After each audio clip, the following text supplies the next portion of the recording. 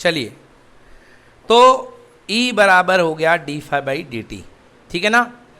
E proportional to d phi by d t और E equal to minus d phi by d T.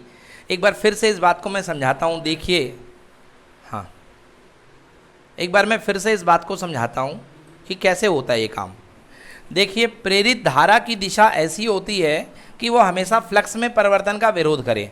अगर flux में ज़्यादा हो रहा है, फ्लक्स अगर ज़्यादा हो रहा है, बढ़ रहा है, तो उसकी बढ़ोतरी का विरोध करे। अगर फ्लक्स कम हो रहा है तो उसके घटने का विरोध करे। देखो बेटा, ये कॉइल रखी है, बोलो हाँ। यहाँ पे नॉर्थ पोल, बोलो हाँ। नॉर्थ पोल पास में अगर आएगा तो फ्लक्स बढ़ेगा कि नहीं बढ़ेगा? तो भैया विरोध करने के लिए क्या बन जाएगा? नॉर्थ। तो ऊपर की दिशा में इसमें कौन सी करंट आएगी? एंटी क्लॉकवाइज, क्योंकि एन फॉर एंटी पुलिस बुला देगी। हाँ, याद आया कि नहीं आया? एन फॉर एंटी, याद आया? हाँ, अगर ये दूर जाएगा ऊपर की तरफ, है ना, दूर जाएगा तो फ्लक्स कमेगा कि नहीं बनेगा? कमेगा। तो कम होने का विरोध करेगी नहीं करेगी? कम होने के लिए नॉर्थ को बोलेगी ना जइयो परदेश। समझ में आ गया? क्या बन जाएगा? साउथ। क्या बन जाएगा? साउथ। तो फिर कौन सी धारा बनेगी? क्लॉकवाइज। कौन सी धारा? आ गया समझ में ना? मतलब प्रेरित धारा की दिशा कुछ इस प्रकार से होती है। प्रेरित धारा जो बनती है उसकी दिशा कुछ इस प्रकार से होती है कि वो फ्लक्स में परिवर्तन का क्या करे? विरोध करे। क्या करे? आई बस समझ में? साउथ के लिए मैंने बताया था यहाँ पे माइनस, यहाँ पे प्लस और यहाँ पे माइनस। नॉर्थ के लिए मैंने बताया था यहाँ पे जब नॉर्थ बनेगा तो यहाँ पे ये वाला डंडा प्लस और ये वाला डंडा, मतलब जो विद्युत वाहक बल है उसकी भी ध्रुवणता, पोलैरिटी बदलेगी कि नहीं बदलेगी? बदलेगी। समझ में आया ना? चलो, तो कहाँ तक आ गए थे?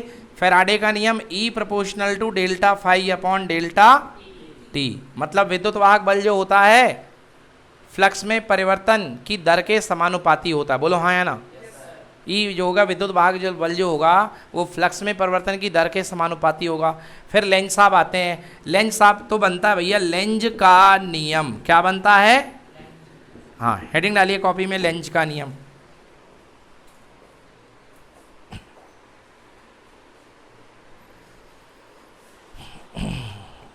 लेंज का नियम, चलो लेंज का नियम। हाँ देखो, E proportional to delta phi by delta t. यहाँ तक तो फैराडे साहब जिंदाबाद। E equal to k delta phi by delta. Lenz ने इस कांस्टेंट की वैल्यू दी और यहाँ पर SI पद्धति में K बराबर कितना? E बराबर minus delta phi by delta t. लिखिए, अतः इसको लिखने के बाद लिखो, ऋणात्मक चिन्ह बताता है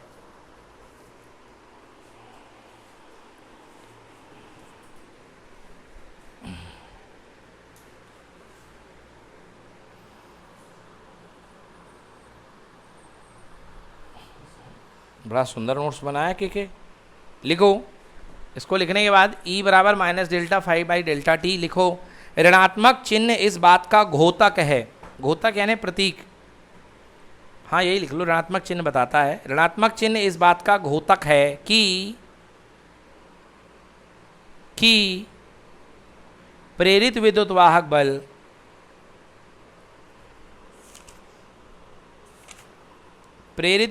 बल चुंबकीय फ्लक्स में परिवर्तन का विरोध करता है। समझ में आया? प्रेरित विद्युत वाहक बल चुंबकीय फ्लक्स में परिवर्तन का विरोध करता है। ठीक है बेटा? माइनस साइन क्या बताएगा कि जो विद्युत वाहक बल बनेगा, जो प्लस और माइनस के डंडे बनेंगे वो इस तरीके से बनेंगे कि चुंबकीय फ्लक्स के परिवर्तन का क्या करें? विरोध करें। समझ में आया? नीचे लिखो लेंज का कथन। वही लेंज का नियम है, लेंज का कथन ही है। लेंज का कथन क्या है भैया? लेंज का कथन,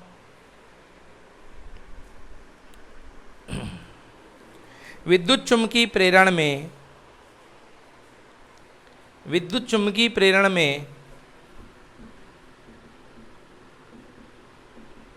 प्रेरित धारा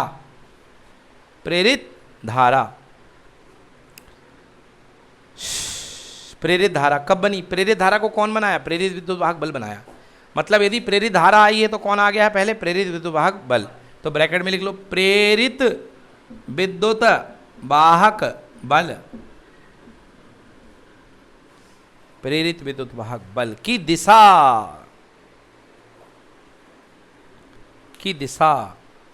कुछ इस प्रकार होगी की दिशा कुछ इस प्रकार होगी कि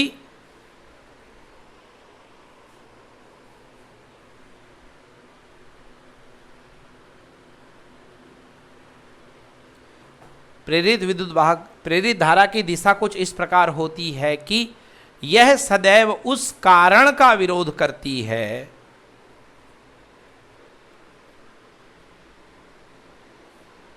यह सदैव उस कारण का विरोध करती है जिसने इसे उत्पन्न किया है।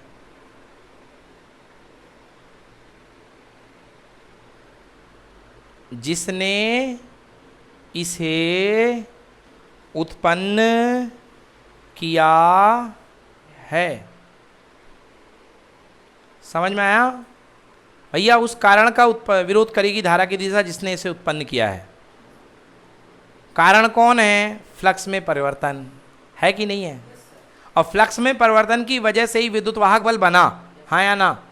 किसने बताया? फैराडे ने बताया ना, पहला नियम जब तक है जहां। तो कारण क्या है? फ्लक्स में परिवर्तन। और विरोध भी किसका हो रहा? इसी का। विरोध भी किसका हो रहा? जो विद्युत वाहक, जो धारा बनी वो इसी कारण का विरोध करेगी जिसने इसे उत्पन्न किया है, हाँ या ना? क्लियर हुआ कि नहीं हुआ? समझ में आ गया? प्रेरित होने वाली धारा उसी कारण का विरोध करती है जिसने इसे क्या किया है? उत्पन्न किया है। मतलब प्रेरित धारा हमेशा फ्लक्स में परिवर्तन का विरोध करेगी, अगर शॉर्ट में बोला जाए तो। समझ गए? देखो, अर्थात प्रेरित धारा सदैव इस प्रकार होगी कि, हाँ, प्रेरित धारा की दिशा सदैव इस प्रकार होगी कि, प्रेरित धारा की दिशा सदैव इस प्रकार होगी कि यह फ्लक्स में परिवर्तन का विरोध करे।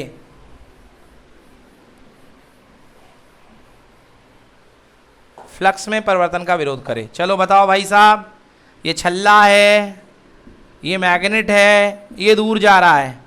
क्या जा रहा है? अबे बताओ, प्रेरित धारा की दिशा क्या होगी? क्लॉकवाइज कि एंटी क्लॉकवाइज? गलत भैया, दूर जा रहा है, बोलो हाँ। साउथ दूर जा रहा है, साउथ के दूर जाने के विरोध में क्या आएगा? क्या आएगा? एंटी पुलिस बुला लेगी। एन फॉर एन है ना, एन फॉर एन, एन मतलब एंटी क्लॉकवाइज। कैसी होगी?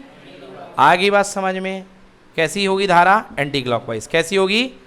आई बात समझ में? चलो और देखो, ये कॉइल रखी है, इस बार बोलो नॉर्थ दूर जा रहा है, नॉर्थ दूर जा रहा है, तो नॉर्थ दूर जाने के विरोध में कैसी करंट आएगी? क्योंकि साउथ बनना चाहिए, और साउथ के लिए क्या होनी चाहिए? क्लॉकवाइज। आई बात समझ में ना? तो प्रेरित विद्युत धारा की दिशा कुछ इस प्रकार से होगी कि ये फ्लक्स में परिवर्तन का क्या करे? विरोध करे। आई बात समझ में ना? क्लियर?